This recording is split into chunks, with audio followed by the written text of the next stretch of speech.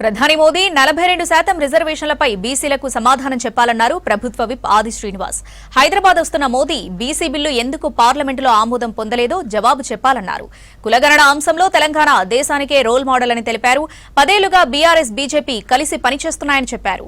ఆ రెండు పార్టీలకు తెలంగాణలో స్పేస్ లేదన్నారు. బీజేపీ ఎంపీ తెలంగాణను పాకిస్తాన్తో పోల్చినా ఆ పార్టీ నేతలు స్పందించలేదన్నారు. తెలంగాణ మనోభావాలు దెబ్బతీస్తున్న బీజేపీకి ఓటు వెయ్యాలో లేదో ప్రజలు ఆలోచించుకోవాలన్నారు ఆది శ్రీనివాస్.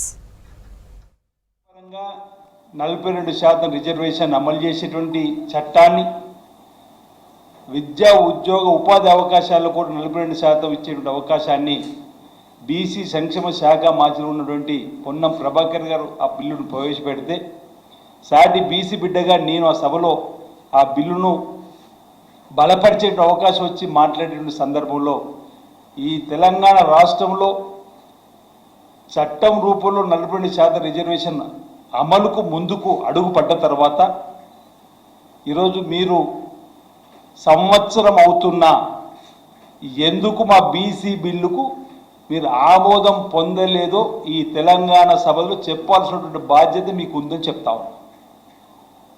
బీసీ సంఘాల నేతలందరం కూడా కలిసి జంతర్ మంతర్ ఢిల్లీ నడిబొడ్డున నిరసన వ్యక్తి చేసి ధర్నాలు చేసి మేము ప్రభుత్వం యావత్తు అక్కడ రాష్ట్రపతి గారు అపాయింట్మెంట్ కావాలని చెప్పని ముఖ్యమంత్రి కార్యాలయం ద్వారా లేఖ రాసినా మీరు కనీసం రాష్ట్రపతి గారు అపాయింట్మెంట్ ఇప్పించే ప్రయత్నం చేయకుండా మా జంతర్ మంతర్ దగ్గర ధర్నా చేసినటువంటి ప్రభుత్వం యావత్ ముఖ్యమంత్రి రేవంత్ రెడ్డి గారు స్వతహాగా రెడ్డి అయినప్పటికీ కూడా బీసీ బిడ్డల ప్రయోజనం కోసం చేసేటువంటి ప్రయత్నానికి భారతీయ జనతా పార్టీ రాష్ట్రంలో 800 ఎమ్మెల్యేలు గెలిచారు, 800 ఎంపీలు గెలిచారని చెప్పుకొని 2 మంత్రులుగా ఉన్నటువంటి వాళ్ళు బీసీ బిడ్డల కోసం ఏం ప్రయత్నం చేసిరు అంటున్నా.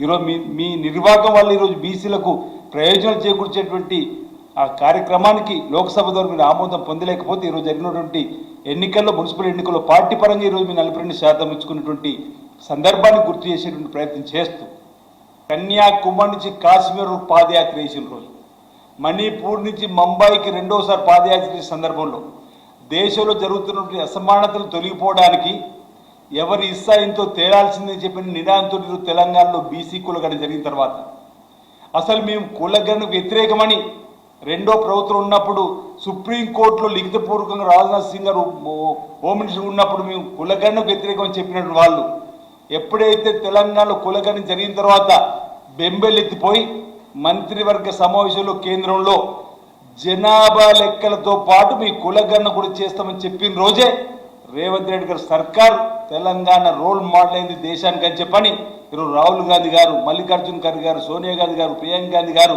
ఆఖరికి నరేంద్ర మోడీ గారు కూడా ఒప్పుకున్నట్టు వాళ్ళ క్యాబినెట్లో మేము కులగణన కూడా చేసి తీరుసామని చెప్పన్న రోజే తొలి విజయంగా మేము బీసీ బిడ్డలను భావించినాం.